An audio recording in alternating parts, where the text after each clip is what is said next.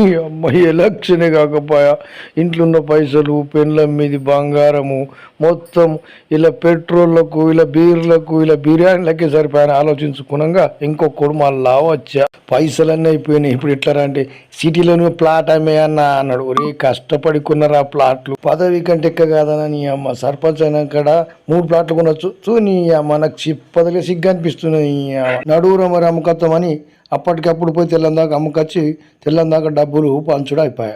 Plot బాయా, డబ్బులు బాయా, బంగారం బాయా. అన్నా నువ్వు పంటే కల్లది లేవు, ఏం చేయాలరా, నాతో రా, ఇగో రా అని తొలికిపోయి ఈ పెద్దన్న కాలు మొక్కు అని అంటాడు. ఒరే వీని కాళ్ళవురా, 5,000 చీడికి అసలు ఇయ్యలేదు, వడ్డీ ఇయ్యలేదు, ఈయన కాలు మొక్కలవురా. అన్నా మొక్కు, నీ ఇల్లు పాడుగాను, ఇంట్లో 12 ఓట్ల మొక్కు అని అన్నాడు. అడ్డమైన వాళ్ళ కాళ్ళు మొక్కిపించిరి, స్లాట్ అమ్మిపించిరి, బంగారాన్ని అమ్మిపించిరి, నాతో పాటు ఎంజాయ్ చేసి 4 పేర్లతో ఊడిపోగానే ఇంటి నూకేసిరి. అప్పటి నుంచి ఎలక్షన్ అంటేనే చలి జ్వరం వస్తుంది రా పుణ్యాత్ములారా.